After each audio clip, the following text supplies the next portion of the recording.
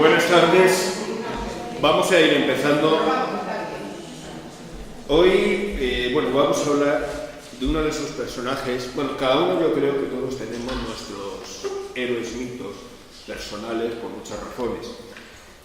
El Greco para mí es una de esas representaciones de lo que es un genio absoluto, donde su historia que conocemos no sabemos muy bien cuáles partes del mito, pero sobre todo tenemos una característica muy importante, que como buen genio que ha vivido en España, ha padecido directamente ese hecho. Y por lo tanto tenemos la situación de que en realidad el Greco, aunque ahora celebramos el 400 aniversario de su muerte, en realidad hasta hace muy poquito tiempo nadie daba 2 duros por su obra, porque comprendamos que una España tan envidiosa como la que tenemos, donde la inquina es el deporte nacional, donde cualquier señor que encima no era español, es decir, un griego, era necesario nunca aceptar que su cultura estaba muy por encima de la época en que vivió. Pero claro, siempre nos ocurre lo mismo. En 1840 hay un señor llamado Teófilo Gautier que viene a España y se encuentra las obras del Greco en Toledo y se va diciendo absolutas maravillas de ese señor completamente desconocido, porque entendamos que hasta casi el siglo XX el Greco, sus obras no empiezan a salir fuera de España, por lo tanto su obra era completamente desconocida en el mundo. Eugène Delacroix y Jean-François Millet, los dos franceses, encuentran nuevamente, por eso, hacia los años 40 de 1800, encuentran también la obra del Greco, y en una segunda línea llegan diciendo las maravillas, y aquello llega al extremo de que el mismo Monet viene a España en 1865 solo para ver la obra de ese pintor que le han dicho que es increíble, llamado el Greco. Así vamos a tener que directamente en España nadie sabe quién es el Greco, porque en su época tuvo el inconveniente de ser eso, un gran hombre, pero con el inconveniente de la envidia española. Hasta 1907 o 1910 no se empiezan a hacer referencias claras a su obra en el idioma español, lo cual define claramente la situación de este país. No vamos a seguir por esa línea porque evidentemente es triste que siempre tengamos que estar hablando de lo mismo, de que los españoles, esos genios españoles que hemos tenido a lo largo de la historia, gracias a nuestro deporte nacional, no el fútbol precisamente, tenemos el problema de que casi nunca nos enteramos de que han existido. Eso sí, podemos saber muchas cosas de pintores extranjeros, pero de los nuestros hay muchas dudas. Y en el caso que hoy vamos a tratar, sin duda alguna, hay más mitología directamente que realidad. Y la mitología empieza con el hecho de que celebramos su muerte, no sabemos cuándo nació. Se considera que fue en 1541 en Candia. Bueno, entendamos también que alguien como el Greco no tenía interés ninguno en registrar su fecha de nacimiento, porque para él lo importante era el día que nacía a la otra vida, por sus creencias religiosas, y el día que nacía a la otra vida era el día que moría. Por lo tanto, el registro de su muerte sí está muy determinado, porque lo importante no era vivir en este mundo, sino pasar al otro mundo, al mundo espiritual. Estamos hablando de un señor que, él vivió en Candia, una pequeña zona perteneciente a la República de Venecia, y su padre, George Tocopoulos, en realidad era comerciante y recaudador de impuestos. Era un señor relativamente económicamente bastante acomodado, y permitió el hecho de que su hijo, Domenico, pudiera dedicarse a la pintura, cosa que no era muy normal. Desde el primer momento le apoyó y le permitió estudiar lo que en aquel momento era posible, es decir, pintar iconos. Entró en un estudio de pintura de iconos y allí empezó a conocer lo que era la pintura, el arte y todas estas cosas que sin duda alguna marcarían su vida, ¿no? La realidad es que el apoyo que en un momento determinado tiene de su padre llega al extremo que mientras estaba aprendiendo a pintar iconos, él se dedicaba a comprarle láminas, que en aquel momento eran francamente difíciles de conseguir económicamente, sobre todos aquellos pintores de la época que estaban destacando. Y así Domenico poco a poco fue aprendiendo algo más de que no solo eran los iconos lo único que se podía pintar, sino que había un mundo de pintura muy importante y que era un mundo de representación, no solo de la realidad existente, sino de las ideas que uno podía tener en un momento determinado. La realidad es que a sus 26 años, en 1566, se convierte ya en un verdadero maestro, y es llamado el maestro Domenico. Es decir, tan joven ya consiguió algo que no era fácil en aquel momento, sino que consiguió el vender, poner en subasta una tabla de la Pasión de Cristo, toda sobre fondo de oro, y consiguió 70 ducados sobre ello. Estamos hablando de precios que estaban única y exclusivamente al nivel de maestros como Tiziano o Tintorino. Es decir, su obra, sin duda alguna, desde el primer momento empezó a destacar. Y de las pocas cosas que nos quedan de aquella época, por no decir la única, es la muerte de la Virgen en la iglesia de la Dormición en Siros. La realidad es que su representación... Un segundo, un poquito más grande las cosas. La realidad es que su representación a nivel histórica va a ir, como iba diciendo, uniendo de alguna manera la mitología con la realidad. En el 57, 1567, tiene el gran problema de que, bueno, la isla empieza a tener toda una serie de problemas locales. Por un lado, las pestes que se estaban extendiendo por toda Europa. La existencia de la guerra continua contra los turcos hace que la situación económica caiga mucho. Y evidentemente la gente no está para comprar iconos, tenía otros problemas más concretos. Eso hace que el Greco se tenga que desplazar y vaya y termine directamente en Venecia, sitio que lógicamente al que pertenecía a la isla donde había nacido. La situación hace que al llegar a Venecia va a tener durante un tiempo una conexión directa con todos los autores más importantes que en aquella época existían, porque Venecia era el centro de la cultura y sobre todo del arte en aquel momento.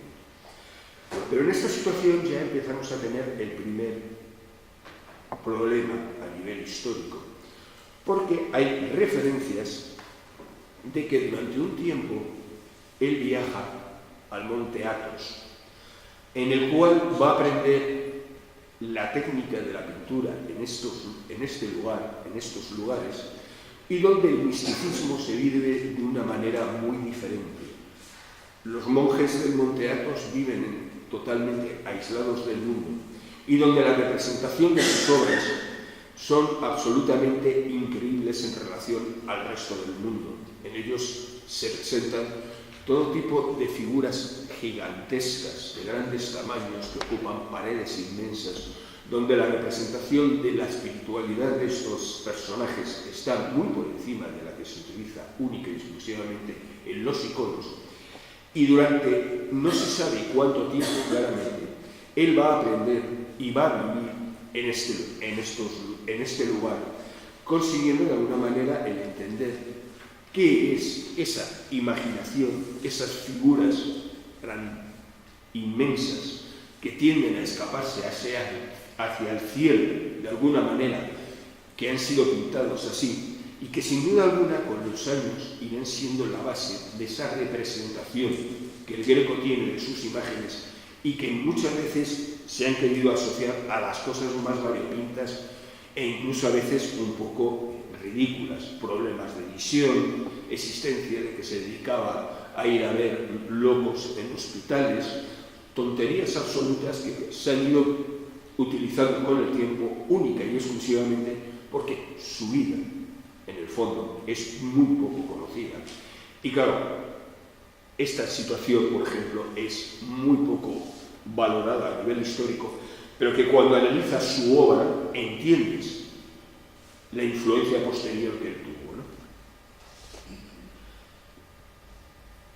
Estas figuras, por encima de todo, van a tener la característica de ocupar toda la superficie y crear esa imagen de todo pintado, ese miedo al vacío que luego va a ser la base directamente de la obra más madura del Greco y que tú vas a poder ver y analizar posteriormente y que curiosamente va a estar siempre establecida en tres planos que se determinarían claramente este mundo, la creación y el cielo.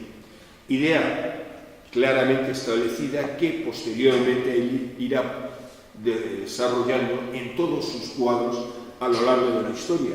Porque curiosamente, por mucho que se ha buscado, el Greco era retratista, hizo mucho retrato, evidentemente era su fuente principal económica, hizo mucha miniatura, cuadros, sobre todo suyos, que lógicamente la gente no podía pagar el original, pero lo quería, y entonces pintaba una versión que era reducido él mismo, que vendía a las personas correspondientes, o incluso él hacía un boceto de esos cuadros inmensos posteriores, y habitualmente él lo que hacía era la pintura en plan pequeñito, la presentaba al cliente, y si el cliente le decía, vale, me gusta, entonces ya la llevaba a esas obras descomunales, principalmente que en iglesias sean representadas posteriormente. Entonces es, aparte de ese valor, el valor sobre todo de retratista, el resto es todo obra generalmente religiosa y, por ejemplo, no hay una sola naturaleza muerta correspondiente del Greco. Él no tiene paisajes, solamente uno, su Toledo, símbolo directamente de la espiritualidad para él. Y no hay más obras de la obra principalmente espiritual. ¿Por qué? Porque evidentemente para él, como iremos viendo, la realidad de la pintura es representar aquello que tiene un valor y no ser única y exclusivamente una representación de elementos históricos o elementos cotidianos que para él eran algo sin importancia.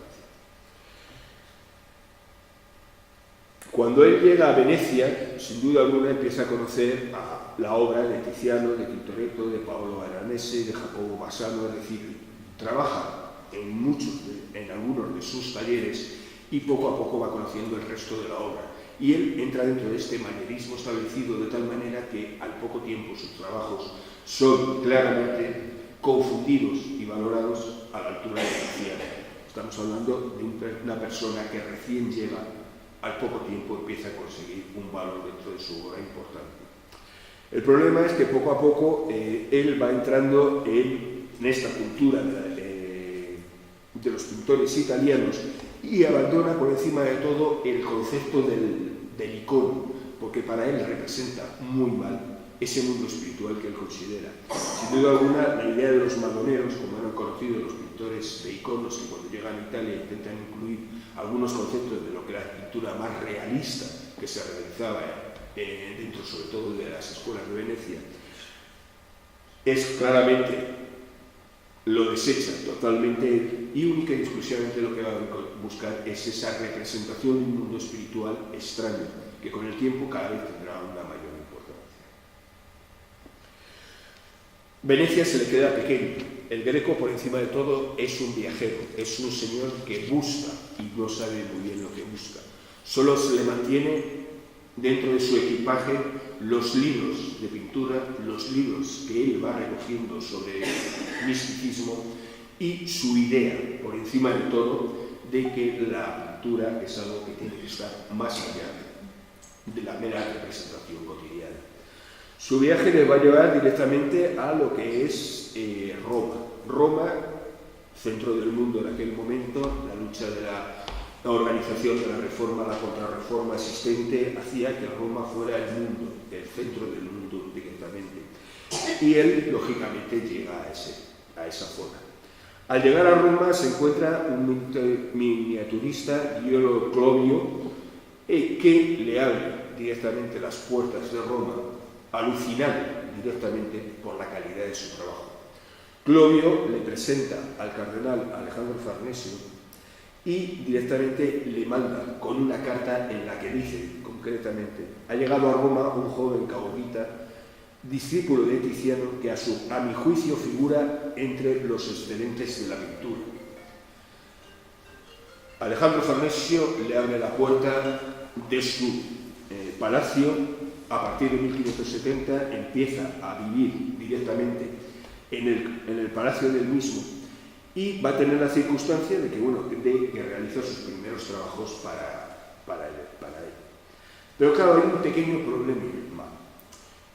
Domenico Theotokopoulos, el Greco, nunca llegó a ser una persona de la corte. Él no entendía esos enfrentamientos extraños, esas puñaladas raperas por detrás entre gente que en el fondo se supone que eran compañeros y amigos. Esas situaciones típicas de la corte en ningún momento lo llegó a entender y claro, su manera de hacer y de decir las cosas como las pensaba siempre le creó enemigos y su vida va a estar marcada por esa circunstancia. Hasta el extremo de que en un momento determinado el cardenal un día le pone en la calle. Nunca se supo por qué. Evidentemente, el Greco mandó una carta al cardenal diciéndole que no entendía la razón y que sin duda alguna las posibles causas que hubieran utilizado en contra de él, diciendo no tenían base ninguna porque él ni había hablado mal de nadie ni había dicho nada de nadie. Pero la realidad es que su manera de ser siempre le creó enemigos y eso hizo que de golpe y porrazo se encontrara en la calle. Aquello, bueno, pues durante un tiempo pagó lo que era la cuota para pertenecer al grupo de miniaturistas de Roma y llega a abrir incluso un taller. Pero el taller dura poco, económicamente no consigue despegar.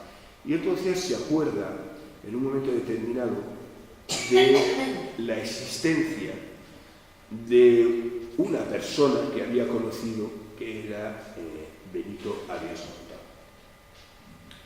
En aquella época, la manera de ser del Greco le creó la mayor metedura de pata de su historia, porque, bueno, en particular, el Papa Pío V, personaje muy cercano al integrismo católico, tenía un verdadero problema con la Capilla Sixtina, ya que para él había demasiados desnudos y que Miguel Ángel no había pintado aquello con el honor y con el cuidado que debería tener tal obra. Aquello era un continuo dicho dentro de Roma y el Greco, al que ser sincero, hablando más de lo que debía, llegó a decir que si tiraban lo que había pintado, él no tendría problema en volverlo a pintar de una manera más casta y encima con el mismo nivel de Miguel Ángel. Aquello fue un error. Vamos a ver. Si la pintura en Roma tenía un mito que nadie podía tocar, era Miguel Ángel, por encima de todo. Y él tuvo el inconveniente de llegar y decir aquello de que era capaz de estar al nivel de Miguel Ángel. Inmediatamente todas las puertas se le cerraron. Inmediatamente todo el apoyo que había tenido hasta aquel momento se le fue poco a poco denegando.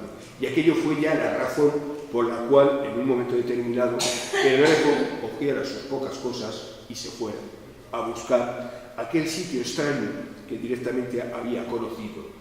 Quien le habló, ese señor llamado Benito Arias Montano. Durante el tiempo que está en el Palacio del Cardenal, él conoce directamente a una serie de personas que proceden de España y que van como representantes de Felipe II, Benito Arias Montano, humanista español y delegado de Felipe II, persona capaz de crear uno de los grandes elementos culturales de la época, construir una Biblia, recuperando todas las referencias existentes en Europa, existentes sobre ese libro, juntando todas aquellas referencias existentes y consiguiendo completar lo máximo posible aquel libro. Esa Biblia mágica que en un momento determinado, que incluso creó el problema de que Benito Arias Montano acabó siendo procesado por la Inquisición por querer dar demasiada información al pueblo. Tiene la circunstancia de que son conocidos y hay una relación muy buena que se crea entre los dos. La mentalidad del Greco y la mentalidad de Benito Arias Montano rápidamente entran en conexión. Y Benito Arias Montano, en su momento, le invita a venir a España para poder trabajar aquí y tener posibilidades de vivir aquí.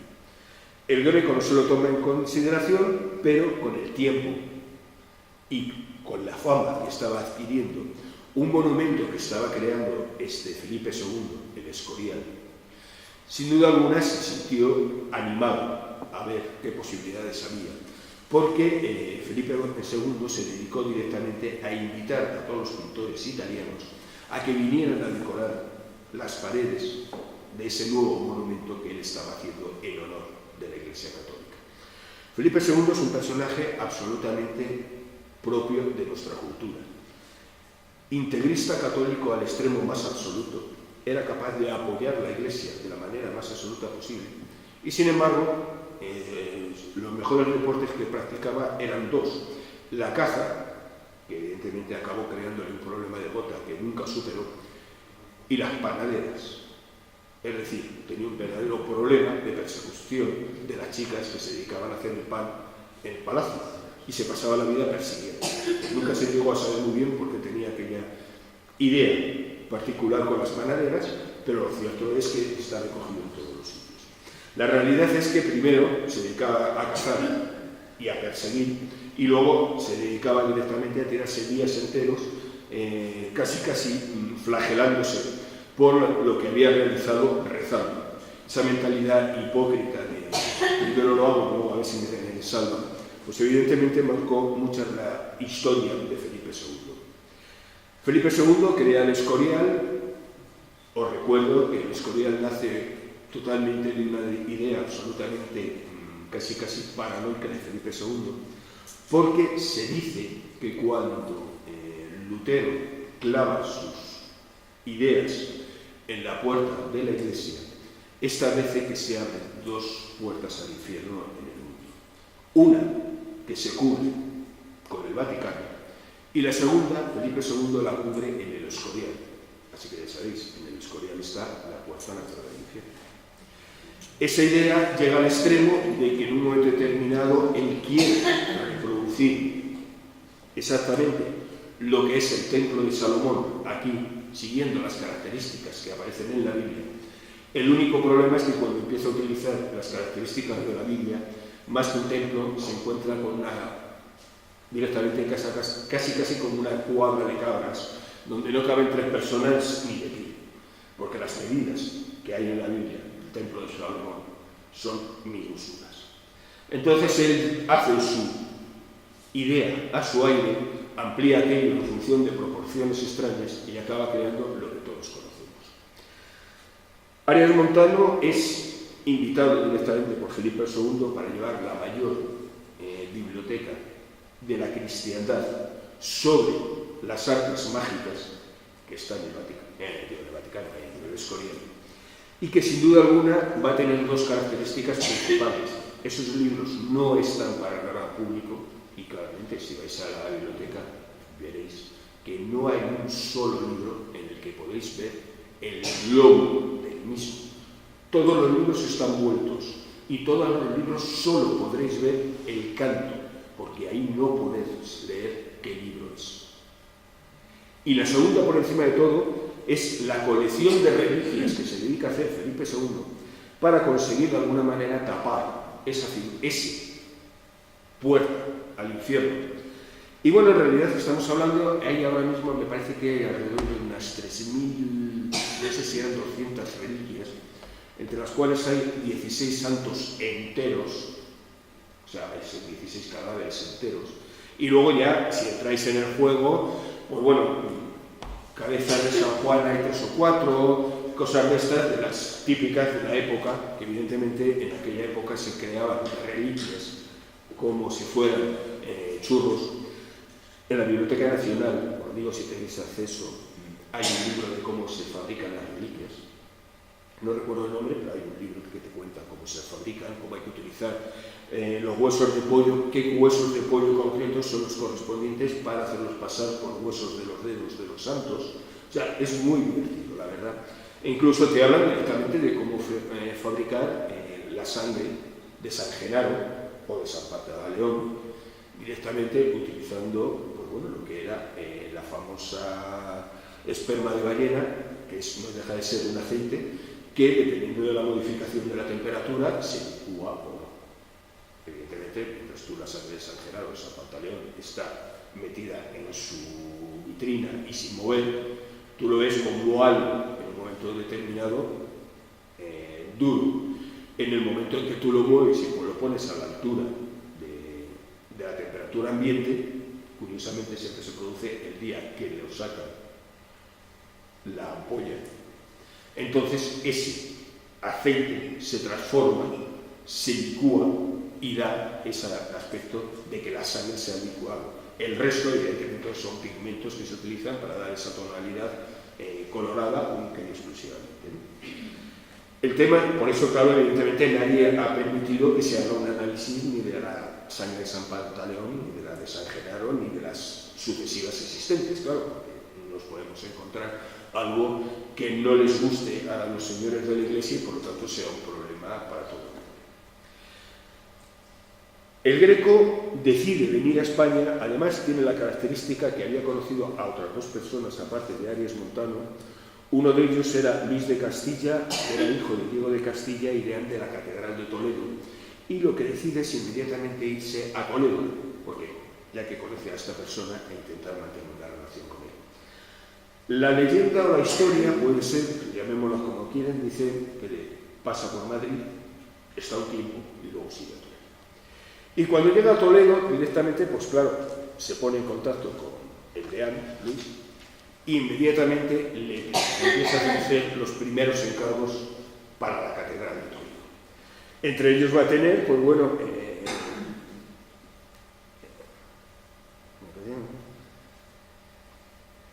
va a tener una serie de, bueno, primero originariamente, le encarga parte para el retablo mayor y luego posteriormente para la iglesia de Santo Domingo el Antiguo, donde va a presentar cuadros como sería el de la Trinidad y en el cual ya se ve claramente, llega a Toledo, evidentemente, y el cuadro de la Trinidad, en el cual directamente la influencia de Miguel Ángel es absoluta. La posición, las contorsiones, la presencia de sus personajes ya empieza a tener una característica que les va a diferenciar del resto de los autores españoles, sobre todo, y es esa idea serpenteante de las figuras, donde el escorzo, por encima de todo, va a dar la sensación de viveza de sus figuras. Además, empieza a tener una característica que va a ser propia de su época, solo para él. Y es que los personajes empiezan a tener caras humanas. Nadie ha pintado a Jesús con unas caras tan dolientes y tan atormentadas como el propio Greco. No hay cuadros semejantes. Y todo ello tiene una razón determinada para ellos. Mientras la Contrarreforma crea un mundo maravilloso de pinturas en las cuales se va metiendo cada vez más, creando un control absolutamente férreo de lo que se puede pintar y de lo que no se puede pintar, y donde los santos, donde Jesús, donde la Virgen, donde todos estos elementos no pueden tener una cara humana con sentimientos, el Greco desde el primer momento lo establece al contrario, y curiosamente consigue una respuesta a nivel de público muchísimo mayor, que hace que se convierta de alguna manera en el pintor estrella, digámoslo así, de Toledo. La realidad es que poco a poco se van apareciendo sucesivos encargos en los cuales llama la atención el espolio, un cuadro donde la cara de Jesús es completamente atormentada, cosa que le crea problemas directamente con la Inquisición. Y así va siguiendo situaciones en las cuales poco a poco hacen que Benito Arias Montano pueda llevarle al Escorial y le ponga en contacto con Felipe II.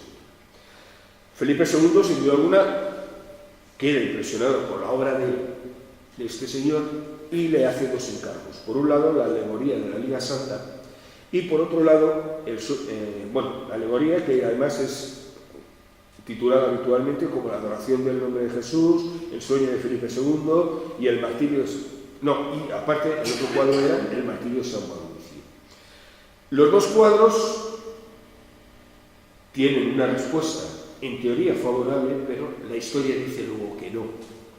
Es una cosa un poco rara, seamos sinceros, porque claro, si el Greco tenía la costumbre de presentar una miniatura antes de hacer el cuadro en grande, Felipe II hubiera dicho que no a esas obras si no le hubieran gustado. Pero realizadas estos dos trabajos, luego no hacen más trabajos para el Escorial, porque curiosamente hay quien asegura que el Greco no llega a hacer el trabajo que le gusta a Felipe II, lo cual crea una dicotomía extraña de entender. Pero fácil a su manera de explicar. Estamos hablando de una época en que todos los seguidores de Felipe II, por encima de todo, todos aquellos que estaban como señores de corte, todos estos agregados que sin duda alguna vivían a costa del rey, es decir, del pueblo español, sin dar ni palo, eran gente que por encima de todo no hacían nada más que exaltar a un pintor, Velázquez. Solo se consideraba como buena pintura en ese momento la obra de Velázquez. El resto eran secundarios. Entonces, esa situación crea el problema que en un momento determinado el Greco, con su manera de ser, empieza a crearse enemigos en el Escorial. Y aparte, tiene dos inconvenientes. Por un lado es extranjero, cosa que no se le perdona. Y por otro lado, le ha introducido una persona, Benito Arias Montano, que nunca fue excesivamente aceptado por la Iglesia Católica en este país, porque estamos hablando de un señor que por encima de todo fue un esoterista, un señor que se dedicó al estudio de eso que estaba tan mal visto que se llamaba ocultismo, y que en realidad no era más que la búsqueda de un conocimiento claro y concreto, y que sin duda alguna, si nosotros no conocemos la gran obra que realizó Arias Montano, es porque evidentemente era español. Si hubiera sido el agregado de un rey francés, estaríamos aburridos de ver películas, literatura y lo que fuera sobre la figura de este personaje. Pero la verdad es que, por desgracia, el Greco sale de Toledo, del Escorial, va a Toledo, se establece de allí y decide no volver a salir de allí. Y desde entonces su trabajo se va a ir manteniendo y va a dar toda una importancia de obras, de tal manera que incluso, bueno, pues llega el momento en que no tiene, empieza a crear lo que es un pequeño taller con ayudantes, y que sin duda alguna con el tiempo su propio hijo, Jorge Manuel, que nacería en 1578, sería el que estaría al mando y al cargo de toda la labor de ese pequeño taller que se crea. El Greco sigue pintando, sigue su vida, y su vida sin duda alguna tiene la característica de que, como os decía, hay más mito a veces y leyenda de lo que realmente sabemos. Al Greco solo se le conoce un amor, una persona a su lado, Jerónima de las Cuevas. Jerónima de las Cuevas le conoce porque su padre, judío converso, va a hacerse un retrato con el Greco, y de alguna manera ahí nace un amor extraño, que sin duda alguna va a ser la única pareja conocida del que nacería su hijo. Jerónima muere al poco tiempo, hay quien dice del parto, también se habla de que fue por la gripe. La realidad es que la cosa no está excesivamente clara, pero muere al poco tiempo, y desde aquel momento el Greco se dedica a la pintura. Pero la leyenda es algo que está en la vida del Greco, como Toledo es el leyenda. Toledo son todo leyendas. Y en el Greco hay una leyenda muy bonita, que es la de este cuadro, la de la Dama de Arminio, el cuadro pintado a su único amor. Y dice la leyenda que Jerónima fue a las habitaciones donde el Greco pintaba, habitaciones que pertenecían al palacio del Marqués de Villena. El Marqués de Villena era un nigromante, un señor fuera de su época, conocedor absolutamente de las artes ocultas, y que curiosamente en aquellas habitaciones que utilizaba el Greco para pintar había toda una serie de redomas que pertenecían al antiguo dueño de la zona. Dice la leyenda que un día, estando Jerónima allí viendo cómo pintaba el cuadro, se fijó una pequeña redoma y junto al Greco leyeron que ponía: aquellos que huelan el interior de esta redoma, su amor será eterno. Las risas fueron inmediatas, lo podéis entender. La gracia era absoluta, hombre, una redoma, eso, quien lo huela y no sé qué. Lo cierto es que, bueno, Jerónima pasó la historia, el Greco acaba aquella tarde la pintura y Jerónima se va con su padre. Pero cuando va a salir se da cuenta de que se ha dejado el pañuelo y vuelve a entrar con el Greco a las habitaciones donde pintaba. Y a la hora de ir a coger el pañuelo, aquella redoma cayó y se rompió. Y juntos olieron el contenido de aquella redoma. Bueno, la verdad es que será leyenda o no, pero lo cierto es que Jerónima solo fue su único amor. Si la leyenda es verdad o no, no lo sé. Debería serlo. Pero la realidad es que, en cierto modo, la leyenda va más allá, porque, claro, sí tuvo el Greco alquiladas unas habitaciones por la gran luz que tenía en el palacio del Marqués de Villena. Sí pintó allí, pero curiosamente las habitaciones fueron alquiladas posteriormente a la muerte de Jerónimo. Es una pena. La historia nos dice que la leyenda parece que no es cierta, pero me vais a perdonar, me quedo con la leyenda. Lo cierto es que, muerta Jerónima, se dedica a la pintura, se dedica a mantener por encima de todo aquel taller que está teniendo, y por encima de todo tiene un paso más que va a hacer que el nombre del Greco no se pueda volver a olvidar. Y es que el 12 de marzo de 1586 le encarga un cuadro, El entierro del conde de Orgaz. Es un cuadro, sin duda alguna, que es la máxima obra de los inicios de su madurez y en el cual aquellas características del Monte Athos se establecen claramente. Ese mundo de abajo, el mundo terrenal, el mundo de la ascensión y el mundo directamente de Dios, del cielo, va a quedar perfectamente representado. E incluso estamos hablando de un cuadro que lógicamente se fundamenta en otra leyenda. Porque cuando él tiene que pintar el cuadro, el conde de Orgaz había muerto. Lo cierto es que el conde de Orgaz no era ni conde, era el señor de Orgaz. Lo cierto es que era muy querido directamente en Toledo, porque durante toda su vida se dedicó a ayudar a todos aquellos que en un momento determinado tuvieron necesidad. Y cuando pasó el tiempo, decidieron hacer ese cuadro. ¿Por qué? Porque la leyenda decía, nuevamente, porque como os digo, Toledo es un mundo de leyenda, que cuando fue a ser enterrado el conde de Orgaz, del cielo descendieron directamente San Agustín y San Sebastián y tomando el cuerpo lo depositaron en la tumba como símbolo de que Dios recogía el alma de aquel hombre que se había caracterizado por ser por encima de todo una buena persona. Aquello crearía un cuadro que, cuando llegan las referencias a Francia, hace que tanto franceses, ingleses y alemanes, durante los años 20 en España, venían única y exclusivamente del siglo pasado, venían única y exclusivamente para ver aquel cuadro, porque lo que les llevaba no eran capaces de entender qué maravilla podía ser aquella situación. Aparte tenemos la circunstancia de que en este cuadro está representada todas las personas importantes de la época, de cuando él hace el cuadro. Si buscáis, encontraréis a gente como Góngora, o incluso ese pequeño niño que se ve en primera fila es su propio hijo. De alguna manera utiliza personas vivas para dar una imagen más terrenal a este cuadro y así a la vez facilitar esa comprensión de la ascensión que siempre estuvo en él. A partir de este momento los cuadros se van siguiendo.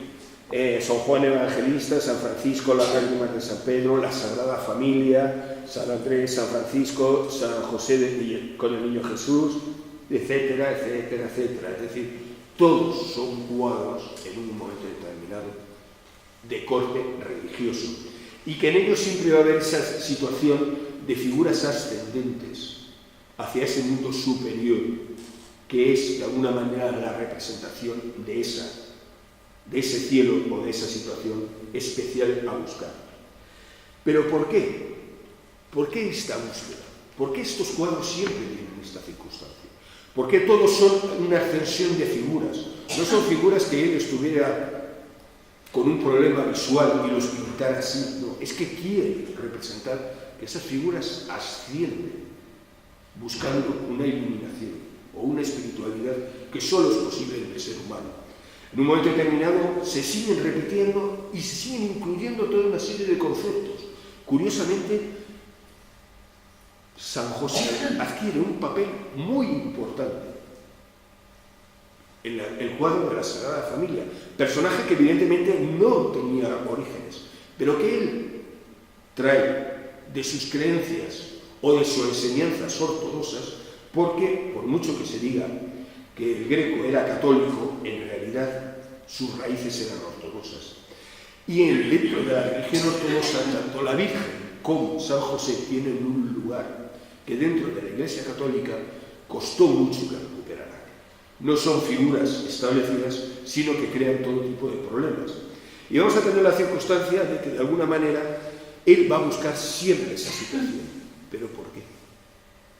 Una razón tiene que haber para que él quiera representar eso y enfrentarse a la idea de lo que era la buena cultura de la época. Y la razón la tenemos en ese señor llamado Arias Montano, señor que pertenecía a un movimiento espiritual en la época, una pequeña grupo, llamado la familia Charitatis, la familia de la caridad, la familia del amor, donde la figura de la familia es el fundamento del conocimiento, el fundamento del desarrollo espiritual de la persona. Su idea es clara: la espiritualidad debe de partir de la familia de Cristo y como representación real de lo que es la verdadera Iglesia y la verdadera representación de la espiritualidad. No es elemento político-económico que está localizado en el Vaticano, sino es uno de los muchos movimientos que se van creando, sobre todo en Centro Europa, paralelos al protestantismo, y que sin duda alguna lo que van buscando es algo tan sencillo como el conseguir encontrar el sitio del ser humano, porque el hombre no es una creación de Dios hecha para vivir entre la tierra y los animales, sino para conseguir de alguna manera esa iluminación y esa evolución para alcanzar su puesto al lado de Dios. Ese proceso de iluminación, sin duda alguna, que Arias Montano presenta en un momento determinado al greco, va a ser la base de toda su cultura. San José adquiere una importancia importante. ¿Por qué? Porque la familia de Cristo es muy importante. María es representada una y mil veces como un elemento de ascensión por encima de todo. ¿Por qué? Porque María representa un símbolo que solamente es comprensible dentro de este movimiento. Es esa diosa madre que en un momento determinado pierde su valor y que recupera el día que da a luz al Salvador. Toda esa situación va a hacer que de alguna manera el Escorial se convierta completamente en un nudo, en un núcleo de seguidores de esta secta, de alguna manera ayudados y cubiertos por Arias Montano, y va a hacer que muchísimos monjes que vivían allí, todos pertenezcan a este grupo. Y lo importante no es eso, sino que lo importante es que por encima de todo,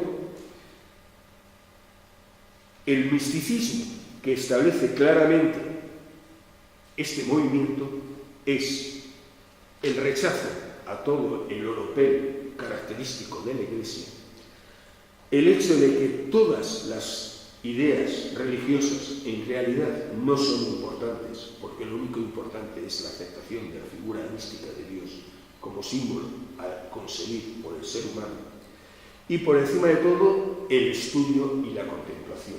Y esas dos bases serán el fundamento para un monumento que tenemos por encima de todo, que es el Escorial, y que en él se une no solamente el conocimiento, sino el proceso de contemplación y de búsqueda, por encima de todo, de ese nivel de misticismo que detrás de la familia Charitatis se buscaba. Porque el hombre, por encima de todo, es ese que busca alcanzar la figura de Dios. Y por encima de todo vamos a tener que los miembros de ese grupo van a tener la circunstancia de que quieren divinizar al hombre, porque el hombre es una creación divina. Y solamente pueden alcanzar esa situación cuando ensalzan la figura clara de lo que es el ser humano, su propia familia. Sin duda alguna, vamos a tener todo tipo de cuadros, sin duda alguna, vamos a tener todo tipo de leyendas por encima de todo.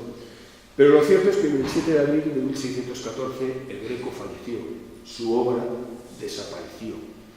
Se quedó ahí escondida en un Toledo que abrió sus puertas absolutamente a una persona que entendió cuál era la magia de la ciudad y que nunca quiso salir de ahí. Bueno, no. Un año antes de morir, no, 2 años antes de morir, viajó a Sevilla, en teoría, dice la historia, para cerrar unos venta de cuadros y demás y tal. Lo cierto es que fue a despedirse de su buen amigo Arias Montano, muy mayor al año siguiente. La historia está ahí, hay mucho que aprender del Greco, hasta el extremo de que, por mucho que digamos, él no hace cuadros que no sean religiosos hasta los últimos días de su vida, y cuando hace el Laocoonte, en realidad lo que está haciendo es la búsqueda en su Toledo mágico, y cuando deja aquel cuadro inconcluso del Apocalipsis, cuadro que sin duda alguna, si no fuera porque sabemos que es de él, podríamos decir que es de muchos autores muy posteriores, porque el juego del color que él realiza en este trabajo está muy por encima y muy a años directamente de las obras típicas de la época. En él vamos a encontrar esa representación del ser humano pidiendo ese San Juan, pidiendo el ser elevado hacia ese misticismo, que sin duda alguna él entendió y representó a través de sus pinceles y en sus cuadros. Cuando veáis el cuadro del Greco, miradlo con otros ojos. Intentad poneros en los ojos de alguien que entendió que el ser humano era la obra realmente de Dios. Y a lo mejor encontraréis mucha más historia y muchos más conceptos de lo que hasta ahora habéis encontrado. Y nada más. Muchas gracias.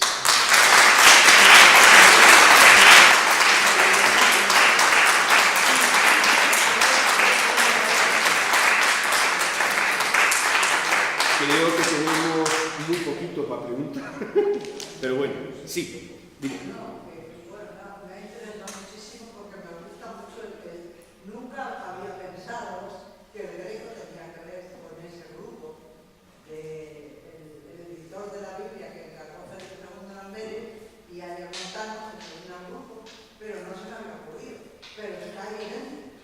Por ejemplo, en lo que has puesto en el libro de Normal, los religiosos, tanto el fraile como el sacerdote que hay aquí a la derecha, el sacristán, son simples testigos. Es el hombre y la divinidad, claro. Que es lo que defendía la familia Charitatis. Os propongo que busquéis en ese cuadro a Arias Montano. Meditación y por tanto elevación a la ascensión sin necesidad de otra cosa. Lo mismo que defendía San Juan de la Cruz. Sí.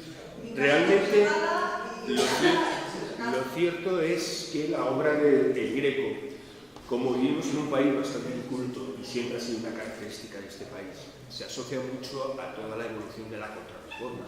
Se considera directamente que su obra es claramente representación de la contrarreforma, pero lo cierto es que él lo que hace es precisamente un movimiento herético en relación a la contrarreforma, lo cual demuestra de alguna manera la idea que la Iglesia española tenía en aquella época. Y se ha asociado muchísimo su obra a esos señores, como dices tú, San Juan de la Cruz y sobre todo a Santa Teresa. Estamos hablando de que él representa un Dios humano, un Cristo humano. Y el Cristo más humano era ese Jesús que andaba entre los cacharros de Santa Teresa de Jesús. Estamos hablando de la misma época. E incluso San Juan de la Cruz habla de que por encima de todo el contacto entre el hombre y Dios ha de ser directo, no necesita intermediarios. Y curiosamente ese es el fundamento de la familia Charitatis. El contacto directo entre el hombre y Dios. No hay intermediarios. Los intermediarios no tienen ni interés ni valor. ¿Alguna pregunta más?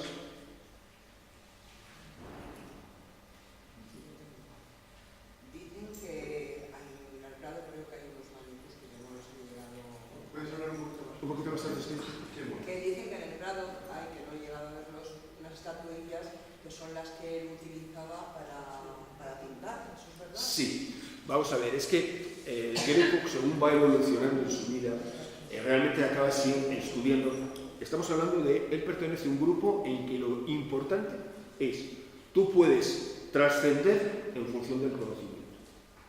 Y entonces el Greco aprende de todo. O sea, hace poco hemos tenido una exposición directamente en el Prado sobre los libros del Greco. La mayor biblioteca que existía en Toledo era del Greco. Biblioteca que se conserva gracias al hijo, a su hijo. Y que eso ha permitido, de alguna manera, hacer una exposición que, claro, el valor ya no es de la exposición, el valor es que todos los libros están anotados con sus ideas. Y eso es un valor que no sabemos hasta qué extremo es importante. Pero además hay una característica, el Greco, por encima de todo, es pintor, pero acaba siendo escultor, acaba siendo arquitecto. Él va aprendiendo todo aquello que necesita para mejorar, de alguna manera, su obra.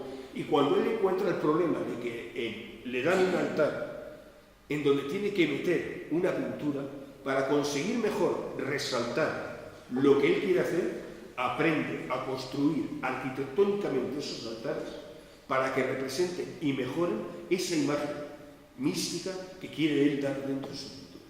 O sea, estamos hablando de una persona absolutamente revolucionaria en su época. Entonces, esas esculturas existen.